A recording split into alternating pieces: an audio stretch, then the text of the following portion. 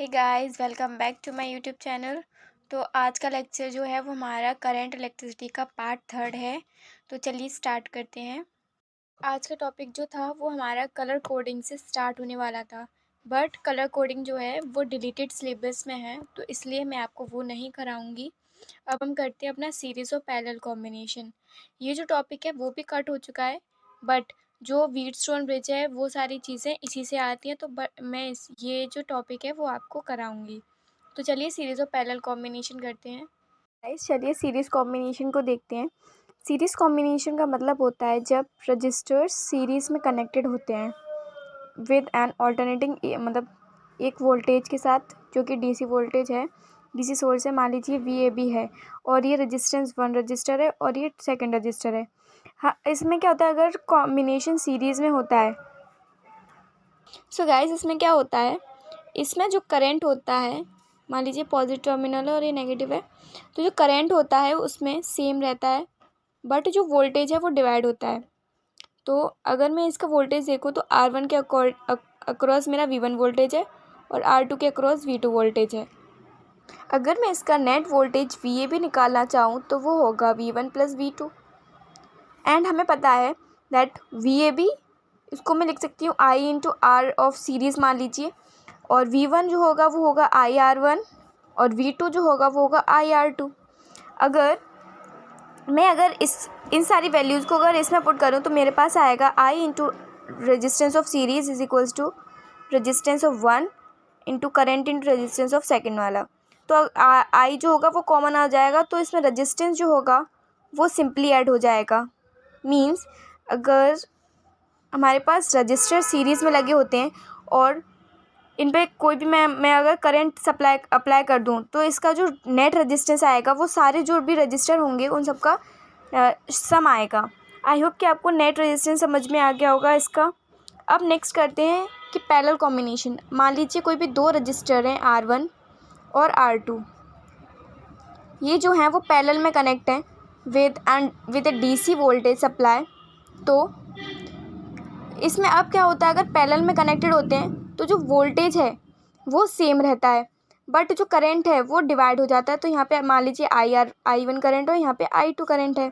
तो अब क्या होगा, अगर मैं इसको ऐड करूँगी VAB इज़ इक्वल्स टू, या फिर मैं करंट को ऐड करती हूँ क्योंकि वोल्टेज तो सेम है, करंट डिवाइड ही नहीं हो रहा, सॉरी वोल्टेज डिवाइड ही नहीं हो रहा। तो current means IAB is equals to I1 plus I2। अब IAB को मैं लिख सकती हूँ VAB अपॉन, ये वोल्टेज तो सेम है तो इसको सिंपली V लिख सकती हूँ अपॉन R ऑफ पैरेलल। तो अगर मैं इन वैल्यूज़ को, I1 की वैल्यू हो जाएगी V अपॉन R1 और I2 की वैल्यू हो जाएगी V अपॉन R2। अगर मैं इनको ऐड करूँगी, I1 प्लस I2 को अगर ऐड करूँगी तो V upon R parallel V upon R of 1 plus V of R of second. तो मेरे पास जो नेट रेजिस्टेंस आ जाएगा 1 upon R1 plus 1 upon R2 आ जाएगा। आई होप कि आपको सीरीज़ और पैरेलल कॉम्बिनेशन में रेजिस्टेंस कैलकुलेट करना आ गया हो। अब चलते इसके नेक्स्ट टॉपिक पे जो है डिस्ट्रीब्यूशन ऑफ करंट का डिस्ट्रीब्यूशन कैसे होता है, इस वाले टॉपिक पे चलेंगे। बट उससे पहले एक चीज़ और कि अगर हमें, मान लीजिए हमें जो मतलब जो भी कॉम्बिनेशन का रेजिस्टेंस है उसकी अगर हायर वैल्यू चाहिए तो वो हमें उसको सीरीज़ में ऐड करना पड़ेगा, और हमें रेजिस्टेंस की अगर लो वैल्यू चाहिए तो हमें उसको पैरेलल में कनेक्ट करना पड़ेगा। ये सारे कॉम्बिनेशन बहुत ही ज़्यादा यूज़फुल होते हैं, जिससे कि हमें किसी भी, अगर मान लीजिए करंट को मुझे कम फ्लो कराना है या फिर डिवाइड कराना है तो मैं पैरेलल कॉम्बिनेशन में यूज़ करूँगी, जिससे जैसे कि हमारे जो हाउस में सर्किट्स लगाए जाते हैं वो सारे पैरेलल कॉम्बिनेशन से लगाए जाते हैं। क्योंकि अगर मान लीजिए मेरा एक अगर रजिस्टर ख़राब हो गया तो मेरा दूसरे में करंट फ्लो करेगा और वो ग्लो करेगा। अगर मैं सीरीज़ में लगाऊंगी तो अगर एक ख़राब हो तो दोनों ही ख़राब हो जाएंगे, मींस करंट किसी में भी फ्लो नहीं करेगा। इसलिए पैरेलल कॉम्बिनेशन जो होता है वो बहुत ज़्यादा यूज़फुल होता है। तो चलिए इसके नेक्स्ट टॉपिक पे जो है डिस्ट्रीब्यूशन ऑफ करंट।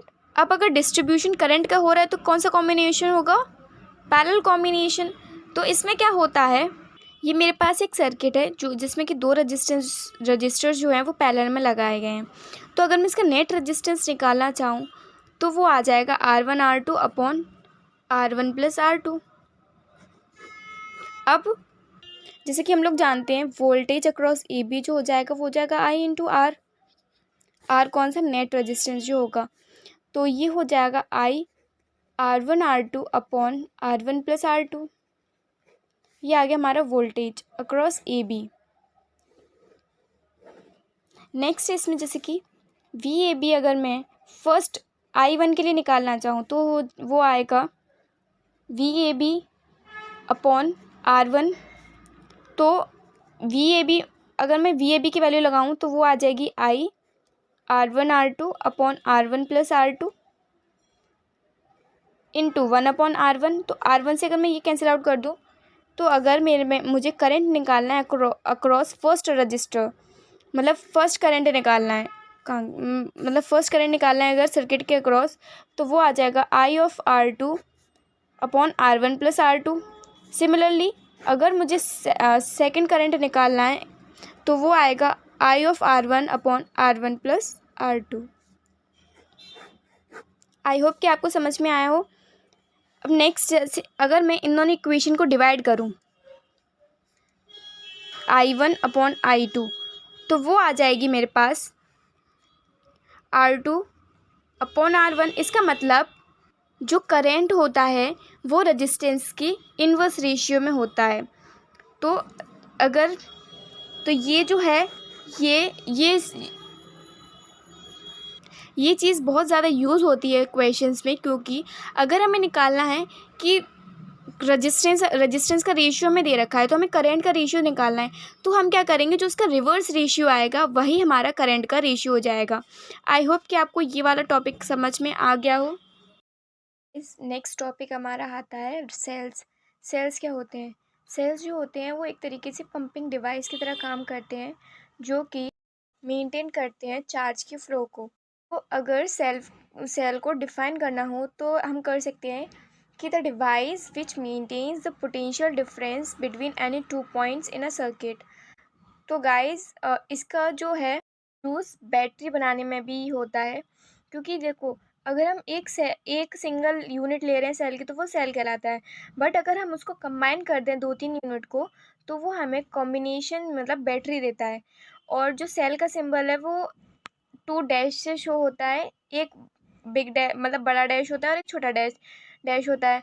तो जो बड़ा वाला डैश होता है वो हमें पॉजिटिव टर्मिनल शो करता है सेल का, और जो स्मॉल वाला होता है वो हमें नेगेटिव टर्मिनल शो करता है। और गाइस स्टैंडर्ड सेल में हमें एक स्मॉल इंटरनल रेजिस्टेंस भी होता है सेल के अंदर। गाइस अब इसका नेक्स्ट टॉपिक है इलेक्ट्रोमोटिव फोर्स या ईएमएफ ऑफ अ सेल।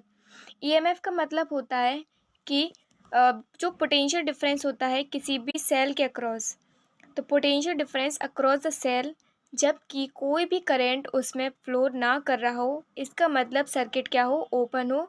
मतलब लाइट मतलब एक तरीके से मान लीजिए कि मतलब लाइट मतलब करंट फ्लो नहीं हो रहा है, सर्किट ऑन है, ओपन है, और जो स्विच है वो ऑफ है। ईएमएफ को हम डिफाइन कर सकते हैं वर्क डन पर यूनिट, मतलब कितना वर्क किया गया है पर unit charge by a cell in moving a unit charge throughout the circuit. तो इसको अगर हम डिफाइन करना चाहें तो होगा work done per unit charge, तो EMF is equals to dW/dQ। तो इसकी जो यूनिट होती है वो होती है वोल्ट। तो अब हम देखते हैं कि इंटरनल रेजिस्टेंस क्या होता है। इंटरनल रेजिस्टेंस होता है कि कोई भी मतलब एक सेल है वो कितना रेजिस्टेंस ऑफर कर रहा है किसी भी इलेक्ट्रोलिटिक सोल्यूशन में। तो इंटरनल रेजिस्टेंस को हम स्मॉल r से डिनोट करते हैं। इंटरनल रेजिस्टेंस किन किन फैक्टर्स पे मतलब किन किन फैक्टर्स पे डिपेंड करता है। तो जैसे कि हम जानते हैं रेजिस्टेंस जो होता है वो होता है ρ L/A। तो फर्स्ट केस हम देखते हैं कि सेपरेशन, अगर हम दो इलेक्ट्रोलाइट के बीच में सेपरेशन बढ़ा देंगे तो उतना ही ज़्यादा उनका रेजिस्टेंस हो जाएगा। सेकंड है एरिया, अगर हम एरिया बढ़ाएंगे, दो इलेक्ट्रोलाइट मान लीजिए मैंने दो इलेक्ट्रोलाइट लिए, अगर उनकी एरिया बढ़ा दी तो रेजिस्टेंस जो होता है इन्वर्स होता है एरिया के, तो एरिया बढ़ाऊंगी तो रेजिस्टेंस क्या हो जाएगा, डिक्रीज हो जाएगा। तो ये दो फैक्टर्स हैं जिस पे इंटरनल रेजिस्टेंस डिपेंड करता है।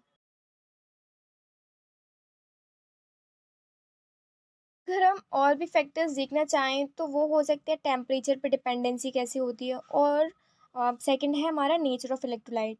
तो मान लीजिए अगर मैंने आयंस जो लिए हैं वो छोटे साइज़ के लिए हैं, तो जो मेरा इंटरनल रेजिस्टेंस होगा वो भी कम हो जाएगा।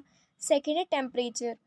तो अगर मैं टेम्परेचर बढ़ाती हूँ तो क्या होता है कि मोबिलिटी भी इंक्रीज़ होती है, क्योंकि विस्कोसिटी कम हो जाती है, आयंस की मूवमेंट ज़्यादा होने लग जाती है। तो इससे क्या होता है, इंटरनल रेजिस्टेंस में कमी आ जाती है। तो जितना टेम्परेचर राइज होगा उतना ही उसका इंटरनल रेजिस्टेंस कम हो जाएगा। देखते हैं कि सर्किट की इक्वेशन कैसे फाइंड आउट करते हैं।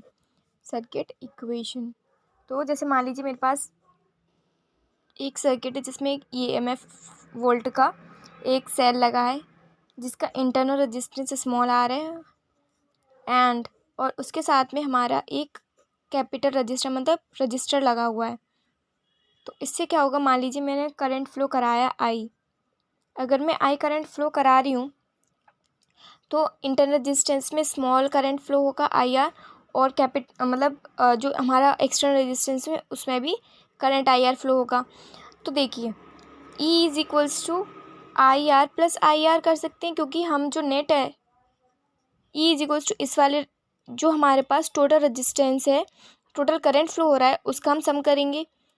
आई मतलब करंट जो होगा वो सेम होगा, क्योंकि जो इंटरनल रेजिस्टेंस है और जो हमारा एक्सटर्नल रेजिस्टेंस है वो दोनों सीरीज़ में, इसलिए अगर मैं आई कॉमन ले लूँ तो हो जाएगा are plus are.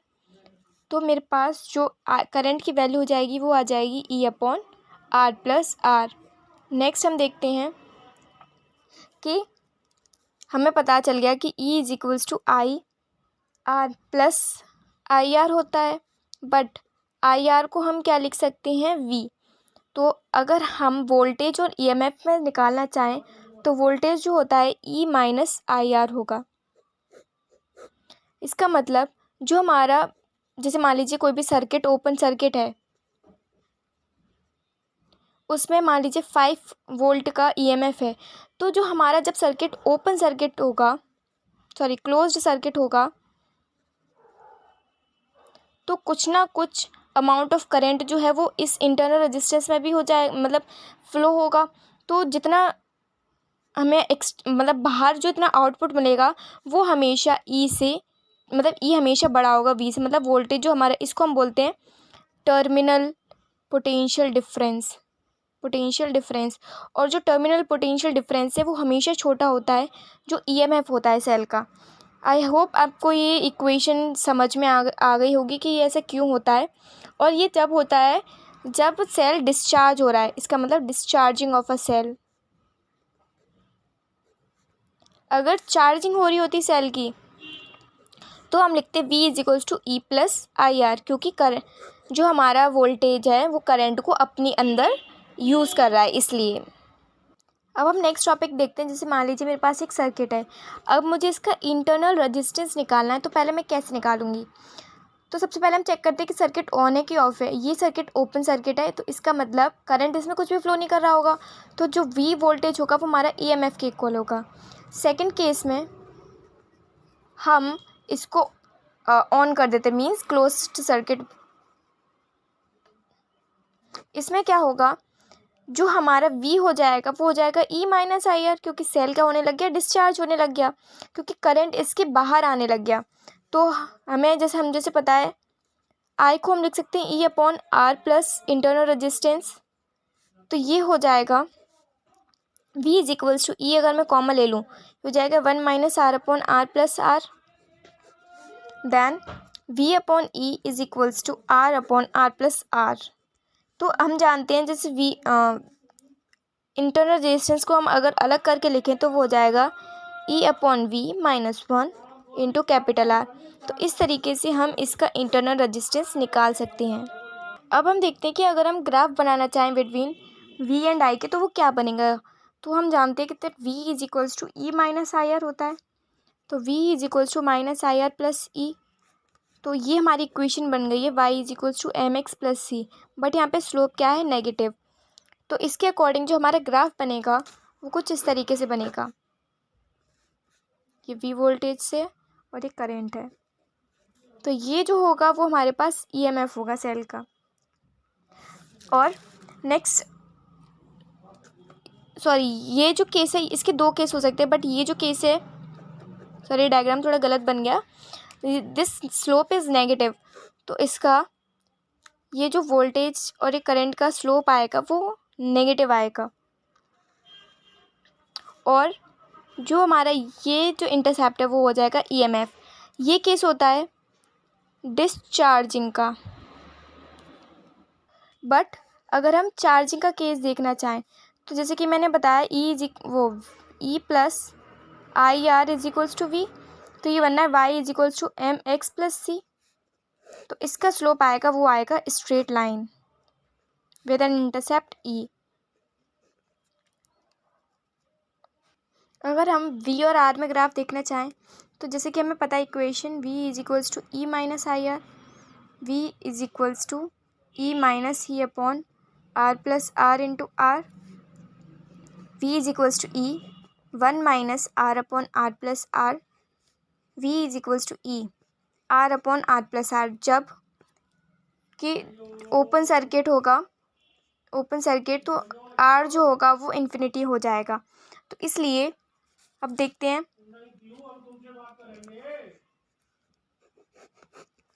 According to this equation जो हमारा डायग्राम बनेगा वो कुछ इस तरीके से पैराबोलिक बनेगा। एंड दिस इज़ वी, और जो इसका ये जो मैक्सिमम पोटेंशियल है वो ई है, and this is resistance R.